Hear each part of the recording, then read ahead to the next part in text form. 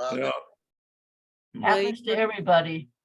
you corrected it very quickly. Oh, that's good. So you were, when I joined, you were talking about what you're going to say at the hearing tonight? The Yeah. public, yeah. And Yeah. you didn't go to the one this afternoon, did you? I was not aware of any this afternoon. Okay, I There's- thought there was one at 2 as well, but maybe. There's one at 2 tomorrow, one at 6 tomorrow. Oh, it's tomorrow. Yeah, Okay. both same day. And we can actually look at that presentation as part of public outreach as an item, I think, if you want to just glance at it. Yeah, Absolutely. Sure. Yeah, I would like to. But let's start with the agenda as we have it, and then And where's Alvin? He's on the he said attendee. as soon as George pops on, he's going for I a see. walk.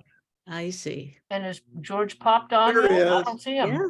I had trouble getting on again. I don't know what my deal is, Oh. Joel, but I was waiting for a long time. Anyway, thanks to be here. Let's call the meeting to order. Thanks, Dave. We're starting it. We'll go to the first item on the agenda, which is comments from the public. Are there any members of the public attending or wanting to All right. comment? I'd like to begin with a roll call vote. Roll call. Yes. Committee member Paul, Here. committee member Anderson, Here. Chair Riley. Here. All committee members are present and we have no members of the public, just Director Edwards out there. Okay, well, we'll take it back to the committee here. So the action items first is the adoption of the minutes from the February 27th meeting. Are there any comments or motions? I move to adopt. I second it. Roll call vote, please, Joelle. Motion by Anderson, second by Paul. Roll call vote, committee member Anderson, Yes. committee member Paul, Yes. Chair Riley. Yes, The motion passes. thank you. So all discussion items from here on, 2, 3, 4, and 5. Dave, I'll start with you and see where it goes. Thanks. Well, I think we'll let Phil provide a verbal overview on item 2. In your packet, you did receive copies of the email blasts that went out since our last public outreach committee meeting and the branding ads that went out since our last public outreach committee meeting. So with that, Phil, I'll let you hit on this one. okay. I've got a video presentation here just to run through real quickly. Yes. Oh, Great, share away. Go for it. Good. Yep. Little dog and pony show here. How do you, can you get me on the screen here, Joel? Yeah, so you're a co-host, so you should see the share screen button. Oh, okay. And then a box will populate. If the video has sound, just make sure you click on the bottom left hand corner where it says share sound. Yeah, no sound. No. Okay, Yeah. got it. So I should be all set just to run it at this point, correct? Yes, Okay. and let me know when you've started sharing. All right, a sec here. And while you're waiting, I'm sorry I'm late logging on. For some reason, the link that Sarah has been forwarding is no longer working for me. I think George had trouble getting on also. Yes. Okay, can you see it? Is it? I had a different link. I had one from Joel, I think. Yes, I sent one this afternoon, and that takes you straight to this meeting. Yeah, Yeah. so Phil, you click on that share screen button and then on your document or your video. Okay. Oh, there we go. Share. All right, whoops.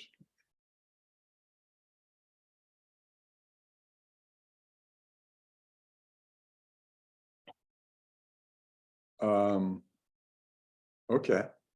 So I clicked on that, clicked on desktop 1. What next, Joel? Is that where the video is pointed to, or do you want me to? Did you send over the video? I did send over the video. Do you want to put it up? Would that be Yeah, easier? I have the PowerPoint presentation. Yeah, Is go it- ahead, put that up there. you know, Okay, we'll just don't have to mess with me figuring out how to make this thing work. right. Okay, All right, there it is.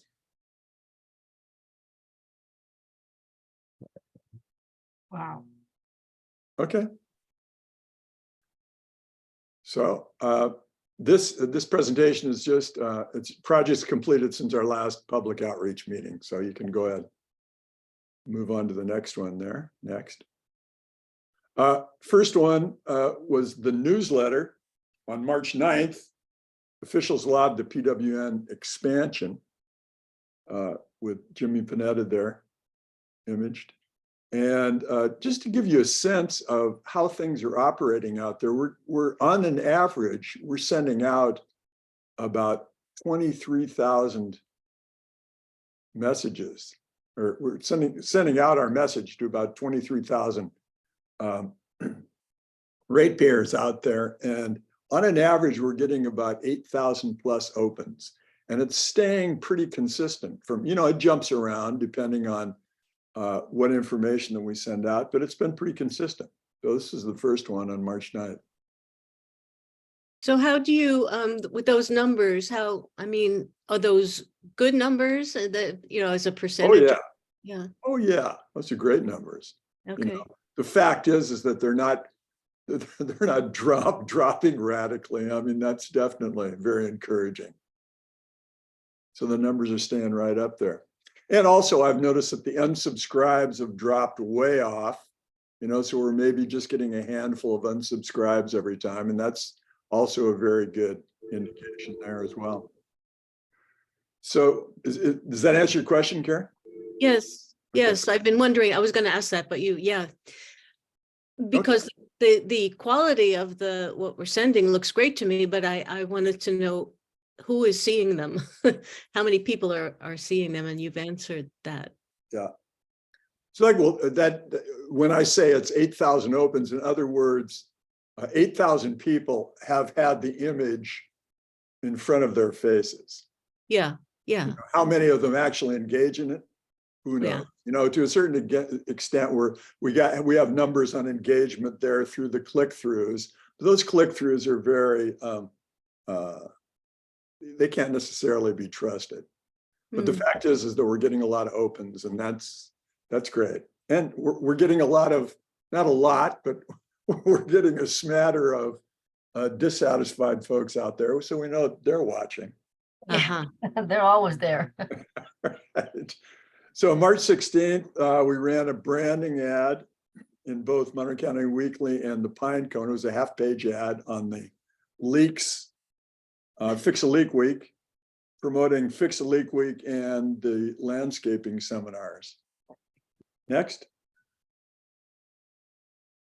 And then this was the newsletter that went out at approximately the same time, promoting Fix a Leak Week and landscaping seminars. And I've just got, this was such a long one that I've got the bottom half of it over to the right. So you can see we covered a lot of ground with that one. Next. And then the next newsletter was a press release for the appraisal and CalAm buyout offer, which you can see there. Next was the event ad for Monterey County Weekly and the Pine Cone, full page ads. And as you might, if you saw the one for the Pine Cone, it was almost twice as big as the one for the Monterey County Weekly, which was lovely to see out there. And oops. Okay. And then the next one is the newsletter that went out at the same time with public presentation details, the introduction, the overview of the appraisal and the offer process. Next. And then we also had, we've been sending out social media as well to events, news, and info. This was the one that went out the same time as the other CalAm buyout begins advertising went out as well. Next. This is the annual report, which you've already seen. 250 of them were printed. They were made available at the public presentation. I imagine you probably gave away, I don't know, somewhere between 75 and 100. Is that correct, Joelle? Somewhere around that amount. So there we have it. Next. April 13th, we send out a branding ad, Monterey County Weekly full, Pinecone, it was a half page announcing the signing of the water purchase agreement. That's a great looking ad. Thank you. Yeah. I think you got some attention. And then we had a newsletter that went out at the same time that also addressed the WPA agreement. And then the newsletter that went out just within the last, when was it? Well, last Thursday. The announcement, the invitation, the CPUC public rate hearing with the right numbers on top. And then just a quick list of what's coming up here that we could talk about. One is a response to misinformation. You know, we find ourselves doing a lot of that. And I know that Public Water Now spends most of their time doing that out there in the public. And I'm wondering about sort of the possibilities of using the newsletter because there is regular and repeated misinformation that is circulated around the community. And we don't want to bring a lot of attention to it, but I'm just wondering if it wouldn't make sense to have an FAQ at the bottom of each newsletter, just a short one where we address maybe the 3 or 4 most prominent pieces of misinformation that are floating around and correct them.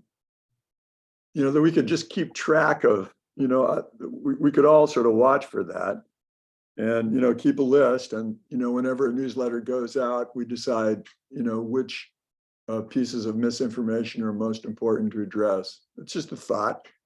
And also, I mean, we're doing that, periodically. Dave will write an op-ed. And I was wondering, Karen, I know that you've written op-eds before. Is that something that you feel inclined to do more of, or? Yes, yeah, sure. I stopped because of the nature of the PG press there was some really distasteful stuff in there. Okay, Right. but it has since been sold.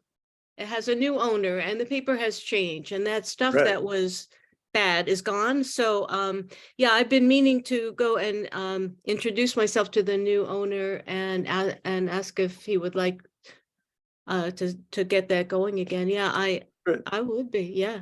That's Yeah. great.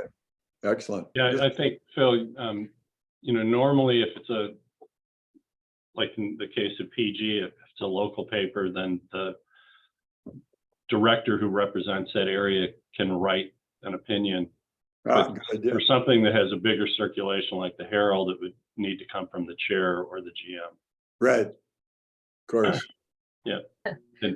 I would argue about the bigger circulation with a Herald at that price. I would say Yeah, that I Pinecone and the Weekly beat him out by far. can't disagree with you on that one. I always put a little line at the bottom saying, identifying myself as director of the district, but that the opinions are mine, something like that. Yeah. Council, does that work? Yes, it does. Just on question on misinformation, Yeah. would that normally be from letters to the editor? Could be, yeah. Letters to editor certainly is where it pops up around town. And if we could just do it in a in a subtle way. I mean, we don't have to be we don't have to sort of put on our advocacy clothing in order to deliver that message, but just a way of something that I was talking about with Dave, and which apparently there's been some discussion about including more FAQs on the front of the website, or an area for FAQs, so that the information that is circulating, and it seems like there's a handful of different kinds of information that are circulating in the area from time to time that need to be addressed. And if we could, just keep, I keep my eyes out for that sort of thing, stuff that starts to emerge. And I know you all do too. And we could just, I want to talk about the website in a minute here, but I think that that's one of the purposes, one of the important services it could provide is sort of straightening out information through an FAQ. And then also getting it out to folks who don't come anywhere near the website through the newsletter. Anyhow, what are the feelings about that? Well, I like the FAQ idea because it's kind of a neutral approach Yeah. to it. It's Yeah. not like misinformation. Don't title it that. Right. So what would the format look like? I mean, I'm not quite following. What would it be attached to something or just that alone? Well, no, just imagine, any one of the newsletters that goes out, and down at the bottom, it would just, at the bottom, there might be a subhead that would say, or a bar of some kind that said frequently asked questions, blah, blah, blah, blah, blah, blah. So it would go down at the it wouldn't be real prominent, but it would be there for people to read. It would be it would have to be different wording than Public Water Now uses, just because of that's Oh, all yeah. was thrown at us. Yeah. Well,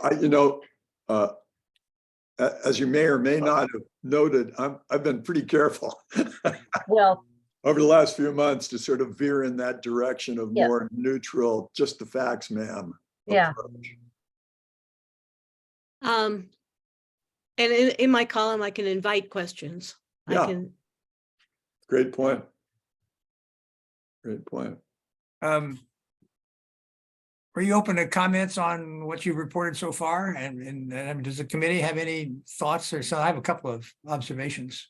Well, just before we do that, Dave, you want me to just sort of finish off with some other areas that I was going to bring up? Yeah, that's fine. Go finish your presentation. And we'll... Okay. All right. So we had annual report. We're going to announce and distribute that through the newsletter, a PDF link this Thursday. That's going out. Yeah, actually, let's delay it a week. Okay. So there's a little more downtime between the rate case public participation hearing. Okay. Newsletter that had the big number in it. Is everybody sort of aware of exactly what I'm doing there?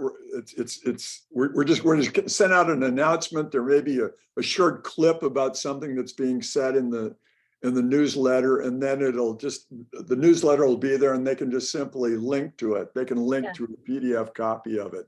that's and good. read. Does that make sense? Mhm. Okay, good.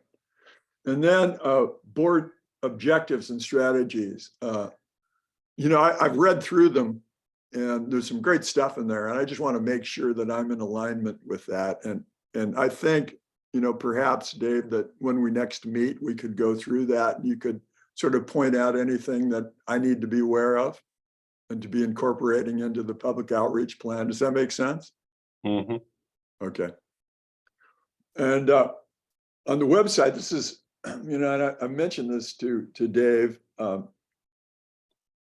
just think it's, and I know this has come up before, but I think now is an important time to update the existing desktop and the mobile version to optimize communication and meet the Americans with Disabilities Act regulations as well at the same time. And what I'm talking about here, I mean, there's a couple different approaches you can take with the website, and that is that you can work with the current WordPress platform that the current website was built on and simply modify it, or you can sort of start from scratch, with the website itself. And I don't think we need to, I think the stuff is all there. We just need to determine what our communication and editing priorities are, and just sort of go over and say, yes, this definitely needs to be included. This needs to be included. This needs to be included. We need to eliminate this. This needs to be higher priority, so on and so forth. We need to add this in, just those kinds of things, so that I can acquire a sense of the kind of communication we want that website to be responsible for. And then at that point, once we've got some degree of agreement on what's going to be on that page, then to redesign the layout on that front page, and then acquire a quote from Fast Atmosphere. Fast Atmosphere is the company that a current vendor that I'm working with, and they're handling all the work on getting the newsletter out for us. Does a great job. I've worked with the guy for years, Scott White, who's the principal there, and the principal designer as well, and developer. A great guy. So what I'm suggesting here is that I believe, sort of based on my familiarity with the process, is that that I could do that within the next 90 to 120 days to actually finish the update of the site within a 3 to 4 month period without any alteration in what I'm currently being paid, because things are a little slower now because we're sort of over the hump to some degree. And I think now would be really an excellent time for putting our best foot forward, on the internet. Because there's going to be a lot of people looking for information, as the topic of the buyout becomes more discussed. And I think we need to really have a way to get that information out there effectively and clearly and directly. So That would almost be developing a spot just for that. I mean, it's not correct. like that right now. That's correct. That'd be great. So, Dave and Phil, I'm just wondering how to get more eyes on the question. Could we ask the full board, I mean, besides this committee, but could we ask the full board or just make a comment at the full board, maybe when we issue a report of our committee meeting or something? We can say, we can ask the board members to look at the website, look at it, make sure they do look at it. And then what questions occur to them about what maybe could be improved, added, modified, any idea of any kind, and then submit them to Phil. Maybe Dave, you too, but maybe Phil could be the one, and then he could consolidate them or however he wants to look at it and just kind of come up with how he deals with it. I'm guessing, I was talking to some guy recently, anyway, and we were talking about websites as if I'm a techie. I'm not, but I was talking about his website. And he said, I haven't looked at my website in 5 years. And he's in business with his website. Yeah. So I just wonder, maybe we're a little bit the same way, and maybe we haven't looked at it in a long time, but specifically to look at it with the idea that what would you like to see you don't see, or where would you like to see a pathway to see something that you don't see a pathway?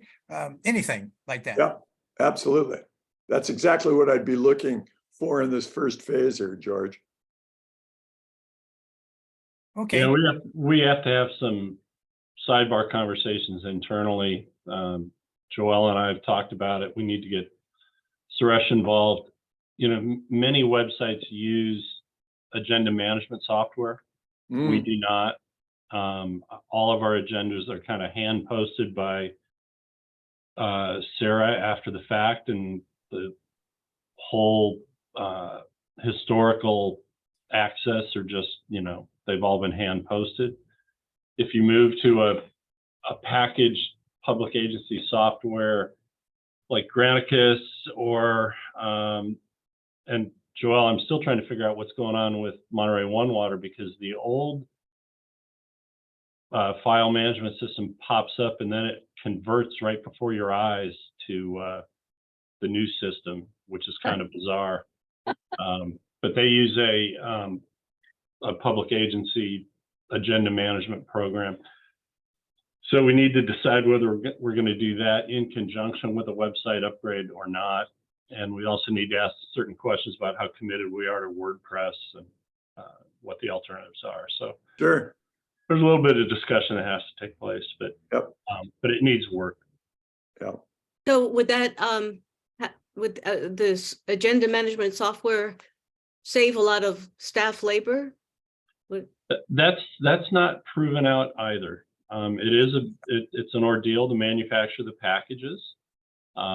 We do them in both HTML and PDF, and the PDF is indexed so that there are click-throughs, and it's a burden, but there's similar burden when you populate agenda management software, because you're taking, item 7, whatever its staff note is, and it's going into this place, and its exhibits going into this place, and so forth. So there's a lot of similar actions. It's just a different platform. So, we need to ask some of those questions of ourselves, but it's ripe. It'll be in the budget. That we'll have a placeholder for the website upgrade. The mobile communications is real important, because right now, just simple thing like if you wanted to get the rain gauge at San Clemente on your phone, just see what happened last night. It's a bit of a challenge to do so, because it starts with Los Padres and San Clemente somewhere off your telephone screen. Right. Little things like that. So it can be optimized.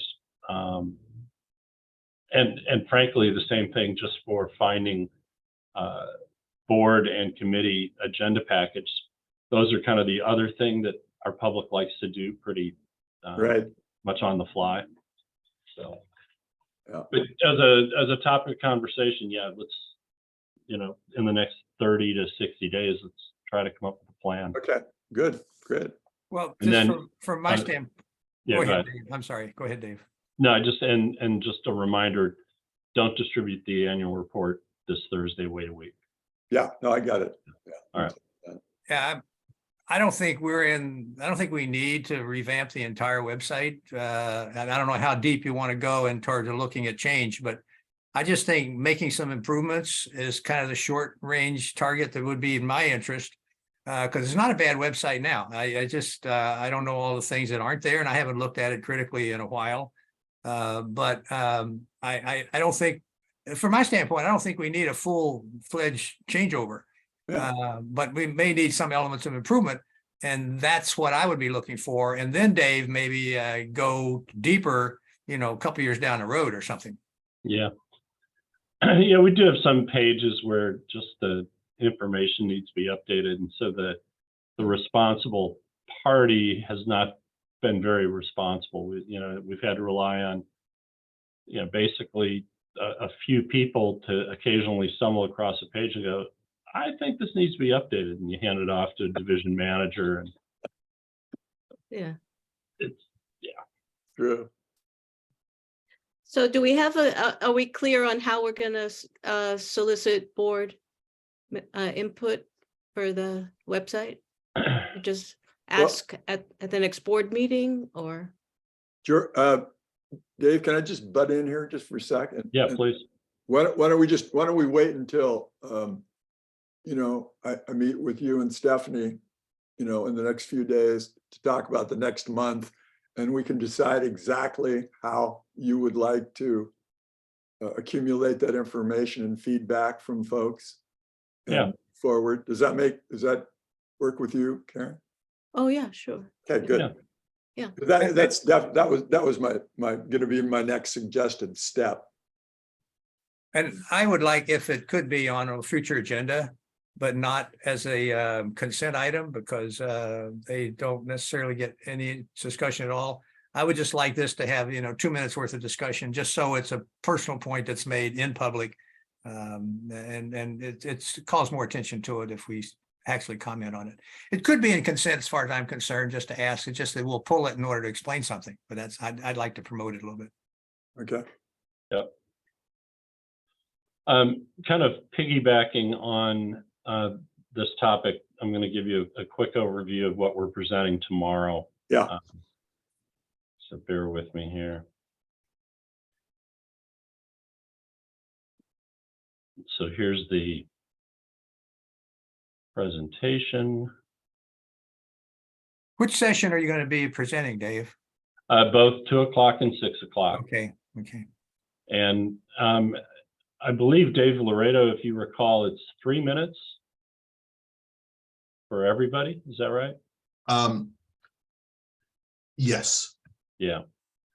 So I've gone through it. It's either a little less than 3 or a little more than 3, depending. But in effect, it's an overview of the district, special district created by the legislature, approved by the voters, serving about 105,000 people, with an elected and appointed board.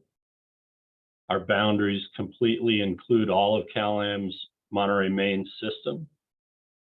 We're actually bigger than Cal-Am when you think about it. Our duties and activities, I'll go through these, augment water supply evidence through our projects, Pure Water Monterey, aquifer storage and recovery, et cetera, et cetera. And then here are issues we want to make sure the commission is aware of. There are statewide allocations, and we believe they penalize Monterey ratepayers. Examples of these include special request number 5 on acquisition costs, request number 4 for consolidation of transmission and distribution assets, and special request number 6 for building a reserve or payment for catastrophic events such as wildfire. Now, our concern is that the Monterey main system is about 2 to 3 times higher in cost to its ratepayers than other Cal-Am systems. And so a simple statewide allocation on a per customer basis does nothing to address the affordability issue. And we think there should be some normalization made so that the Monterey system is not unduly penalized because of its high cost system. And these are essentially usage bill per month and affordability ratios are things the PUC themselves has invented. So how is Monterey system penalized? Because when you spread costs on a per customer basis, every customer pays the same amount. But our customers are already struggling to pay their water bill, which is 2 to 3 times higher. So we're taking a disproportionate share. And frankly, what ought to happen is all of these other divisions, Sacramento, San Diego, Ventura, should take a greater share of statewide costs until their affordability ratio and our affordability ratio converge into the same number. That would take a lot of piling on over a lot of years. The best I can tell, the affordability ratio is what percentage of your disposable income after payment of rent or mortgage is spent on your, in this case, water utility bill. And this AR20 means at the 20th income percentile, they do an AR50, which is at the 50th or the median income. We look better, of course, on the lower income ratios. But basically, it's, our point is it is discriminatory because we already pay a higher portion of our income for our water. And so, the Sacramento folks, if you added $2 per customer for acquisition under special request number 5, we're already 3 times less affordable than Sacramento. So it's just it's not indexed for affordability. It's a one size fits all kind of approach. Okay, thank you. And then a commissioner might ask that question. Yeah, no, and hopefully after my 3 minutes so that I can get through it all. That these proposals are creating an uneven playing field across California because the PUC only regulates about 15% of urban water customers, the rest being from public agencies. So the investor-owned are seeing more and more subsidies between customer classes, more and more subsidies between geographic regions. These hide the true costs, especially of acquisition. It makes more and more acquisitions feasible. And there's no evidence of any of the benefits to existing ratepayers. The testimony that the companies provided talk about all sorts of benefits to an acquired smaller utility, but nothing that would say how Monterey benefits by acquiring yet another small utility out in Oakhurst or Bass Lake. Whereas on the public agency side, there are no subsidies per the California Constitution, and rates reflect the true costs. And we could get into more and more of this, but every time they've gone out and done an acquisition, let's say in Sonoma County, they had to take on the risk of wildfires. A self-insurance pool didn't exist when they decided to buy the Sonoma County assets of Lark Field and so forth. Now they're coming back years later and saying, hey, if something bad does happen, let's spread that cost across all the other utilities. So they've been enabled, in effect, to both hide the true cost of an acquisition by spreading it across all. So, as an example, we paid for Citizens Utilities acquisition without a Citizens utility entity in our service area. Now they're asking us to pay for Sonoma fires or a number of other things, and they're asking folks to pay for high transmission and distribution facility systems like ours.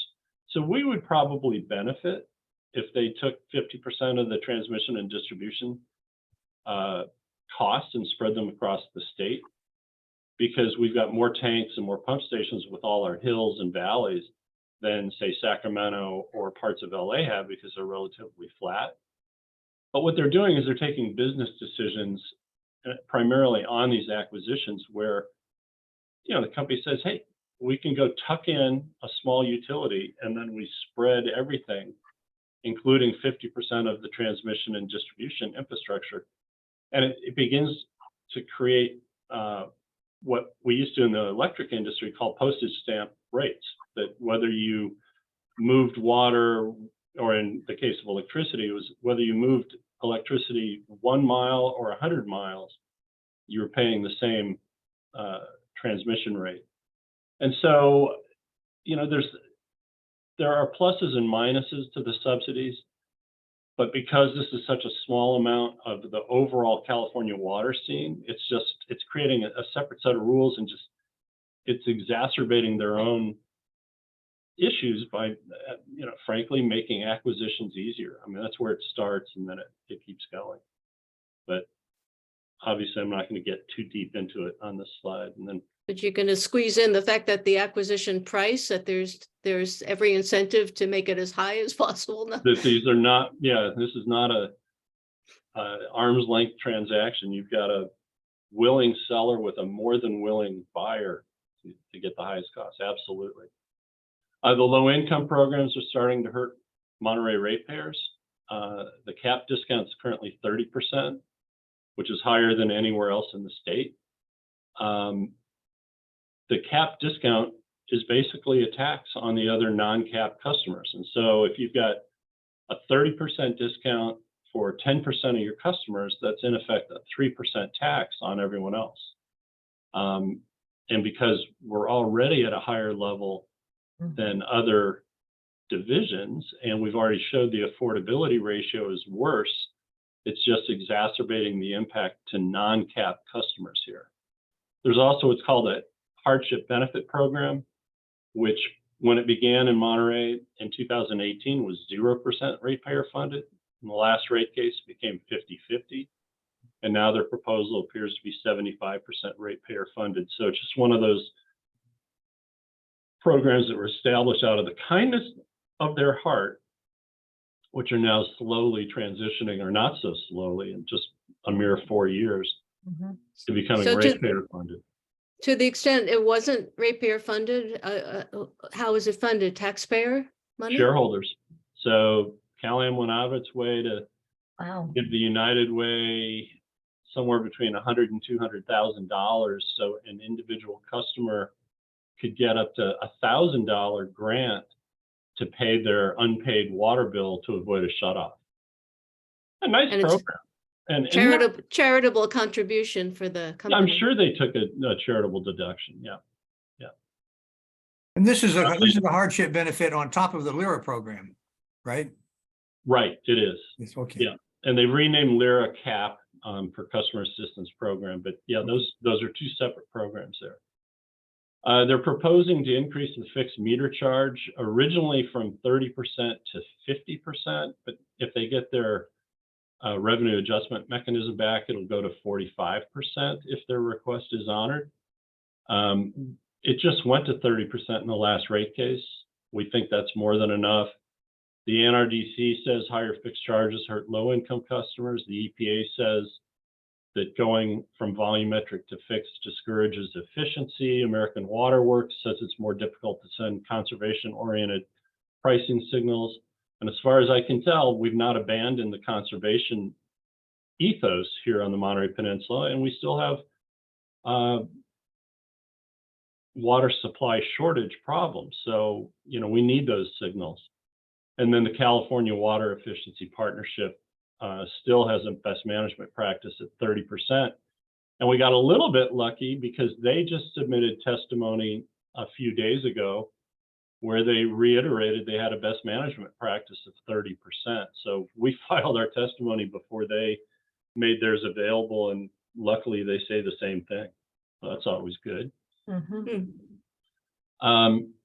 We outlined in our testimony the failures of aquifer storage and recovery and Sand City desal, and basic redundancy on pure water Monterey wells that led to the shortage in injection capacity. And the story is, the first bullet and the second bullet are actually the same. They didn't optimize their existing water supply needs through capital investment. And somehow they need to be encouraged to get timely completion of these things, because if any one of those were done on time, we would have had a greater water supply this water year. And they're overdue. I mean, let's be honest, new well in Carmel Valley and 2 replacement wells, as well as the pump stations, were given approval in the 2019 general rate case. And so, it's a who's watching the store kind of request. And then really good. You're really good. You're calling out that, making that point. That's a Yeah. really critical one. I mean, 4 Really years important. is a long time. Well, and I'm still a little perplexed that Cal-Am, knowing that these 4 extraction wells for pure water Monterey expansion, knowing that it needed at least 2 just to make their extraction of pure water Monterey work better, they should have put that in the rate case in 2019, not waited along and played this whole charade with, did they support the expansion? Didn't they support the expansion, et cetera, et cetera. And it's just, a few $1 million would have, well, as we know, it radically would have changed the input. I just calculated the foregone input to date. And if we had ASR wells 3 and 4, we could have gotten an extra 806 acre feet injected through the 23rd. Yeah. And then finally, they're proposing a 10% cut in conservation. And again, we still have a water supply shortage and the restrictions. We've made no public announcement that we're stepping away from conservation here on the peninsula, and it should be restored to where it has been in the recent past. And so that's it in a nutshell. There's a lot of just checking the box that goes along with these public participation hearings, as you know, Karen. But we at least wanted to highlight the basics that they'll find in our testimony, which I'm sure they won't, hunker down and read still for another week or 2. This whole concept of our affordability ratio being so much higher than the other Cal-Am systems is just nothing they've thought about in the past. And so with each rate case, Cal-Am has come and said, hey, let's just spread it based on customers across the state. We should all participate in this. I'll be interested to see how they address this, because they're the ones who created the affordability ratio, and they're the ones who've requested discussion of it. And Cal-Am's the one who calculated and put it into an exhibit. So it's kind of like we're saying, all right, you've started a program where you've said, let's look at affordability. Now put something behind that before you just do the one size fits all kind of thing. But they seem to be prone or favorable to statewide allocation of costs rather than keeping it individual. So I think it's a little bit of a losing discussion unless we can get affordability adjustments put in there. How do they justify that big difference? That's a large difference. Well, Or do yeah, I mean, and it's what you've been hearing about through Measure J all this time, that the bills are just higher here. And so in their affordability project, they basically said for gas, electric, and water, what's a base amount that a household needs for each? And in water, it's 600 cubic feet per month, which I think when it all comes out over a year, it's about 0.16 acre feet per year, which is pretty close to, 6 households per acre foot, which is closer to where the peninsula is and less where the rest of the state is.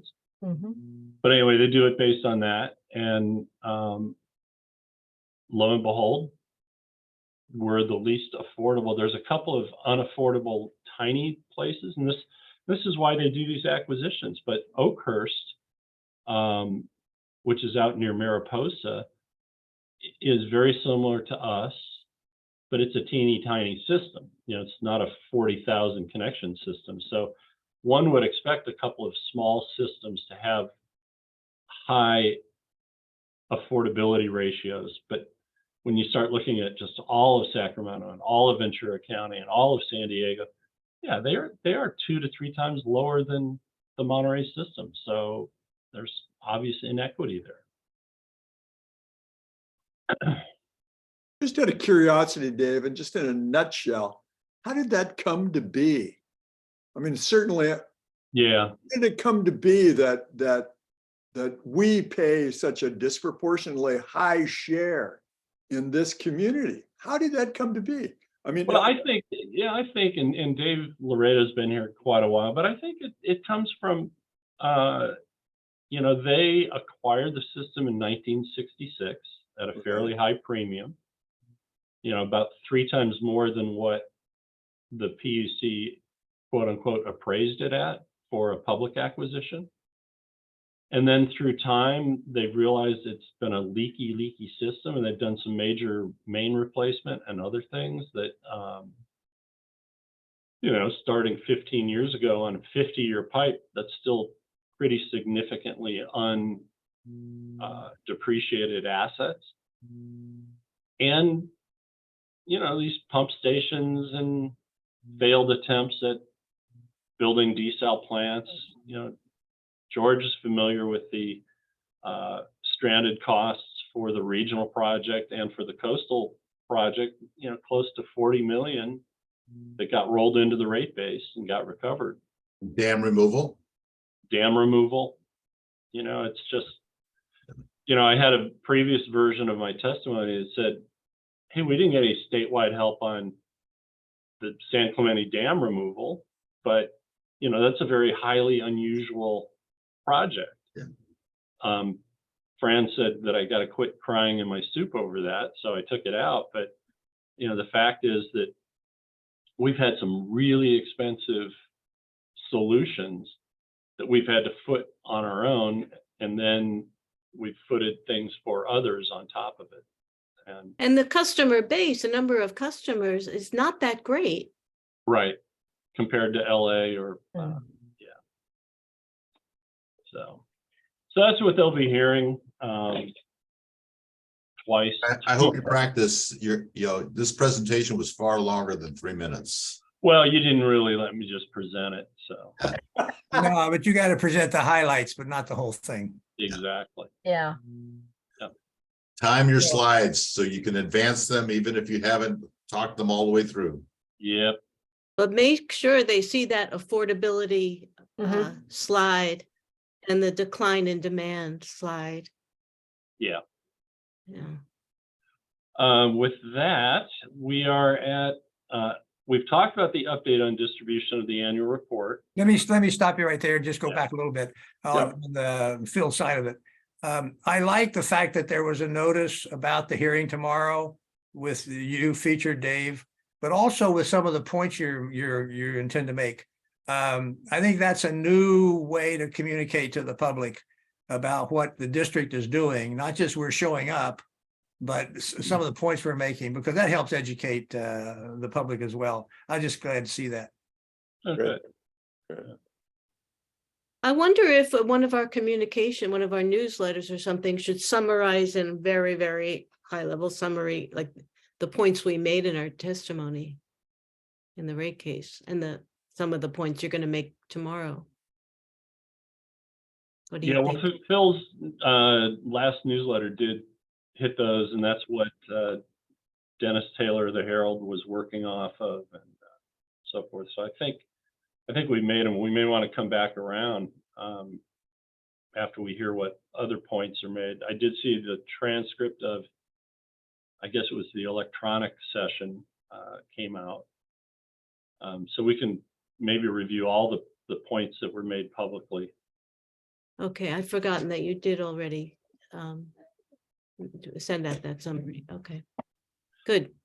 So item 3 on our agenda was the district annual report. I think we've covered that one. Item 4, which is about the Measure J activity calendar. And I just wanted us to talk maybe extemporaneously about the last slide in the packet, which, shoot, I guess I can just throw up here again on a share screen. Is it the time frame kind of? Oh, there we go. Yeah. Yeah, there we go. So we've sent the offer letter, and I know a lot of folks were affected by Ron Cheshire's guest opinion, Yeah. wanted to address those immediately. You got John Tilley's emails and want to address those immediately. But we are approaching a period that's going to be very, very quiet. We're waiting till April 30th. We did receive an inquiry from CalAM's attorneys requesting a copy of a memorandum. And it was the decision of our attorneys to not give them a head start on that when and if our board elects to get into a condemnation action, it may be discoverable at that point, but certainly don't give them a head start.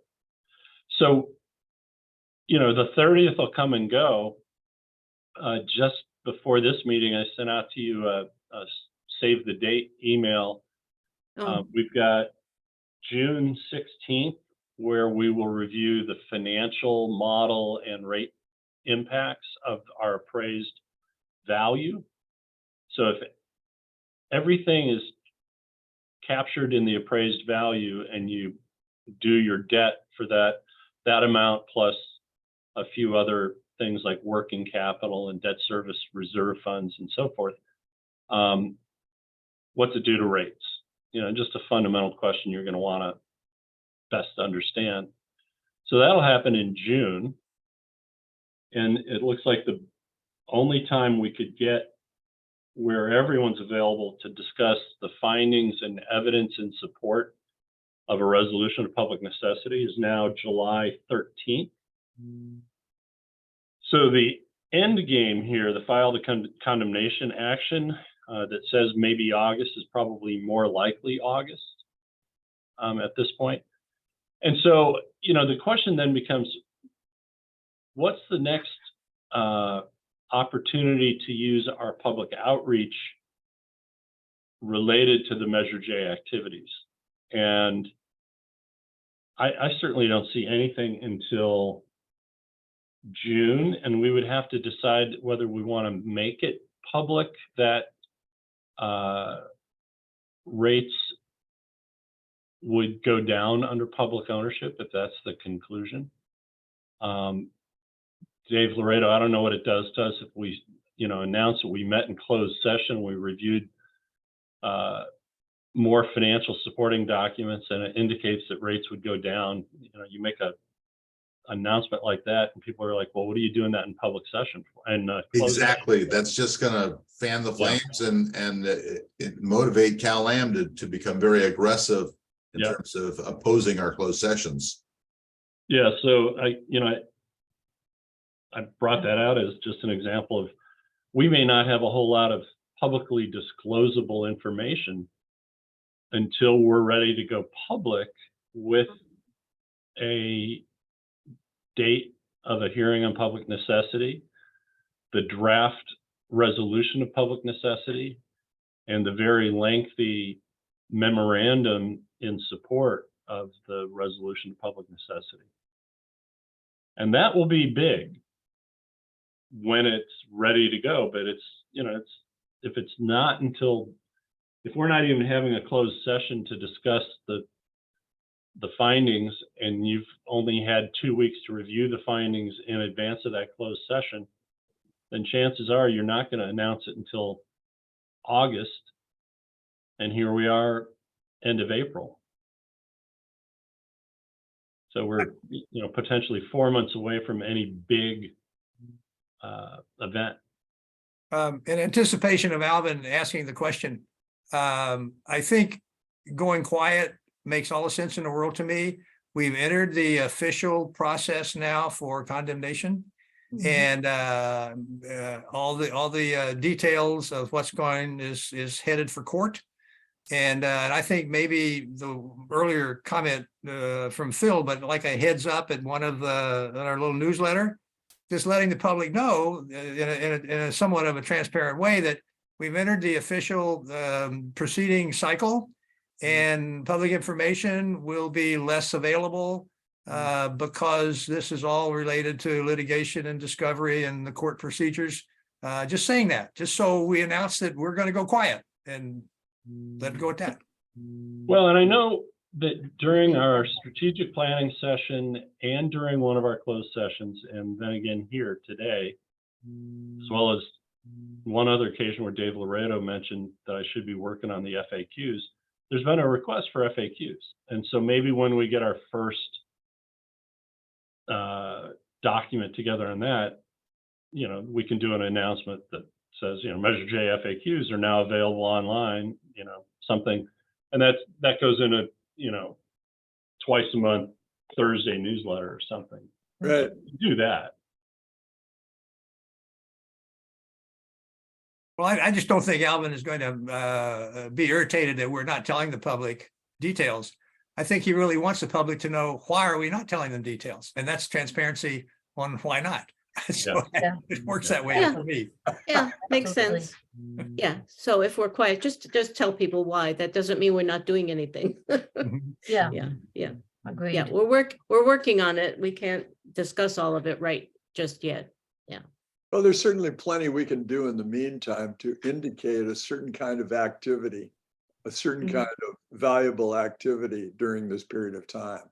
I Mhm. don't think that's going to be a problem because there's already many valuable things that the Water Management District is doing, some of which we started to talk more about. And it certainly gives us an opportunity to continue to build the perception that we want to build going into this thing. Important point. Yeah, absolutely. Yeah. Okay. Well, I just wanted to make sure you understood that there's not a lot of events that allow us to build public outreach around on that, Right. on that Mhm. topic.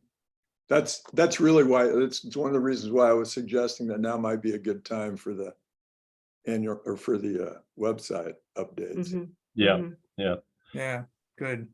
Okay. So does that mean we're done with 4 and going on 5? I just had a couple questions, maybe suggestions, I don't know where, but any other comments from the committee on just what we just talked about? Nope. Okay, well, I wanted to know, is Phil, do you interact with Cal-Am when there's a joint ad? Or what's the status of joint ads? Have we gone unitary here? And are we still doing joint ads? I've never done a unitary ad with Or a Cal, joint ad with Cal-Am. Or Yeah, a joint ad with Cal-Am. yeah, we still do joint ads. So, and interestingly, kind of via the back door, Phil did just do one, but didn't know it.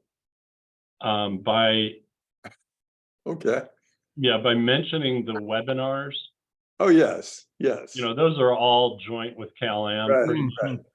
But then their separate advertising that would show up in, say, the weekly that would have both of our logos, Cal-Am is still drafting and paying and submitting those.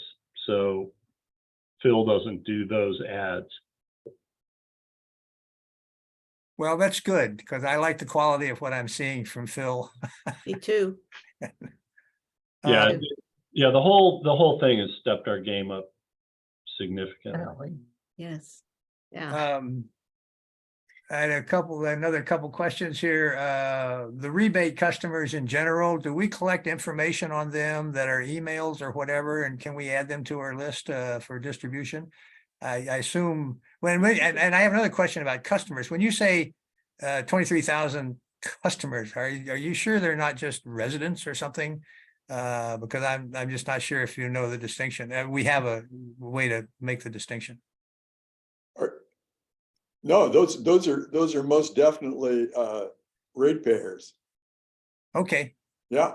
Oh, okay. definitely. Yeah. Yeah, I think they're voters, and if you register to vote here, you're making it your primary residence. So Yeah, right. So, but there are some well owners who are on our oh distribution. yeah, I I'm assume, sure. so that's all. yeah, Yeah. no doubt. Could be. Yeah. And then I would like to maybe give Phil a challenge, or maybe the 2 days a challenge, but how much of our legal filings could be the source of some information to the public? It's couched in legal terms. But do we raise questions there or raise issues there that maybe are not we normally think of as just issues for transparency or something? But anyway, I'm just looking for ideas about how we might add other substance to our outreach. I'm it's not really a legal question at this point, but if we go down that road, we may end up raising questions about, well, this is not for the public or something. It's not that it's confidential, but it's just a question. Well, the information in our pleadings, anything we filed is public. Clearly, the fact that we have filed is information that is of interest to the public, but I would draw a line and be leery of litigating in the press, because judges are people too, and judges don't like feeling that they're trying to be coerced. Okay, good point. Well, and not only that, we've talked about this where, as an example, I'll go share screen again here for a second. So this is just a series of files for the current rate case. And we like our testimony. There's mine, there's Jonathan's, and there's Stephanie.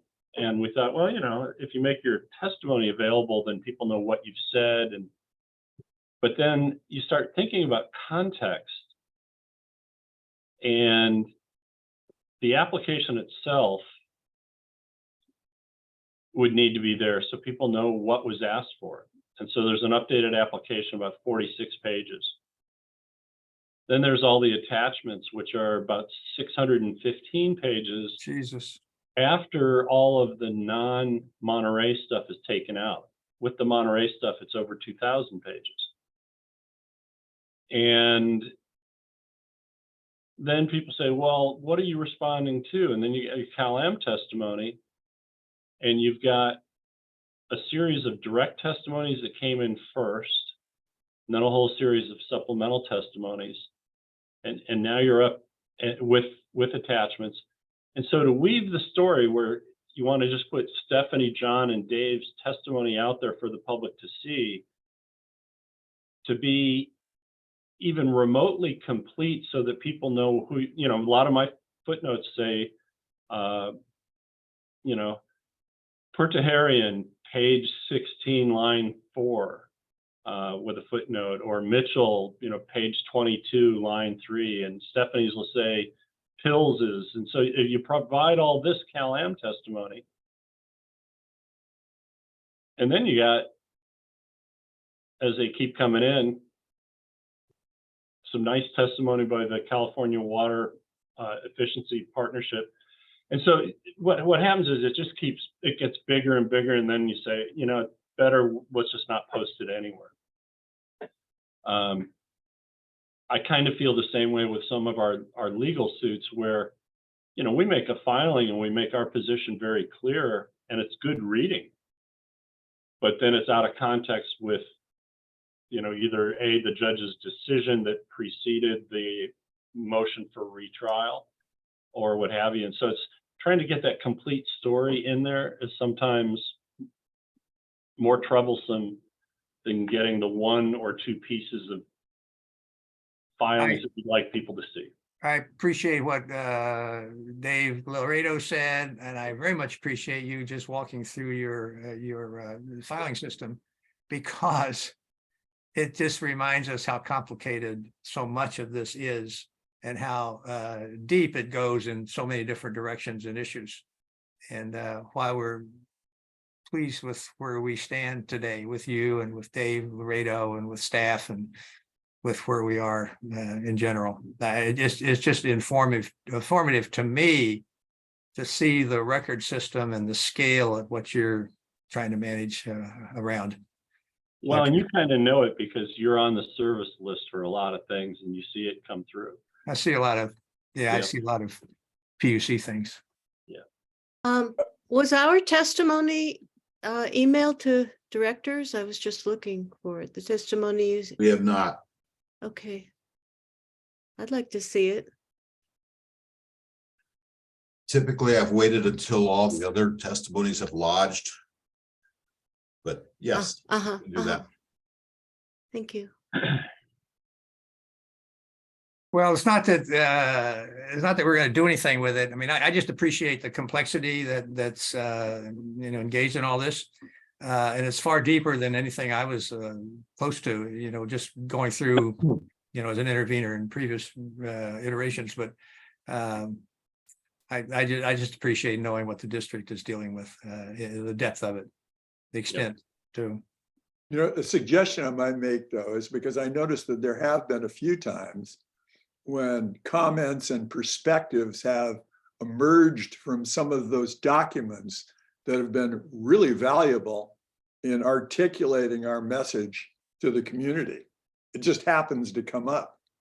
And I know, you know, maybe Dave will see something, or actually there was something that Dave Laredo wrote in one of the filings. And so I think it's just really important to stay open to that. I mean, as you're going through it, George, or anybody else on the board, you know, if you come across something that is just, boy, I've never seen that explained so clearly before, it's valuable. It's valuable to bring to my attention. Okay. Yeah. Yeah, and then at least you have it in the context of, well, now what? But at least it's there. If it's not there, then you don't even, whatever. It's just a broader. And we can always take that stuff and sort of, you know, do a neutralization process to it, so it isn't quite so, you know, it doesn't create the kind of upset that we like to avoid. Right, I appreciate it. So I have no suggested items for next agenda. Does any, Karen, Amy, ideas? I have one question about something that was mentioned early on. I guess it was something that Phil wants to cover, and it had to do with the goals and the objectives and so forth, to let people know about that. And I think because there were so many, I can't remember, was there 10 or 11 goals? It was a big number. And then with the objectives, it's really a lot to digest. It might, I don't know if it would make more sense just to first have the goals, or it's just a lot to look at in one sitting. It took a lot of pages to, I don't know, was it 3 or something to look at it? And It's just under 3 pages. yeah, I'm just wondering about Well- the presentation of it. So Joelle has started something that you will see shortly. So this is the water supply planning Mhm. agenda for May 1st. And so now down at the bottom, it's Yeah, I got saw. the district's mission statement, vision statement, and a link to the goals and objectives. Hmm. And so the idea, what Joel's done here is he's at least recognized that, hey, reader, if your eyes are wandering, wander over here and go check out our website. I Yeah, like it. So, Yeah. you know, without just over cluttering our agenda packets with all that information. So I think that's a real Yeah. real good compromise. well, and as if Phil was talking about putting it out on some kind of a printed format in a newspaper or something, that is just too much. No. Unless it's just the goals. It's too Yeah. much. No, I don't, my interest in the objectives and the strategy is just simply extract those elements from it that apply specifically to the way that I'm doing things. That's all. Got it. I don't see any importance in sort of getting that out to the public. I mean, Okay. that's really insider stuff. Yeah, Right. I mean, that's the stuff that's sort of driving what it is that we do. I don't know if it really helps the public. yeah, I just didn't understand what Okay, you were. got it. Thank No, you, that's no, I clear. just only for my own benefit, to help me with my own perspective and understand, what it is that you guys think is important for us to focus on. Yeah, well, and that was a very good way for Joelle to make it accessible to people. Yes, Yeah, Excellent. it is. it's great. Very good. Yeah, I did notice that, and I wondered, how many times have I not seen this? Has this been going on for 6 months and this is the first time I noticed it? That was my question to myself. Yeah, same here. Yeah, it has been. So anything more to add? Because we're ready to end the committee meeting. No, just email any agenda items as they come up as you think about them. Okay, we'll do that. So as of right now, the meeting is adjourned. Thank you. Thank you, everyone. Thank you. Thanks. Bill, can you Bye-bye. stay on for a minute after the You bet. recording is stopped?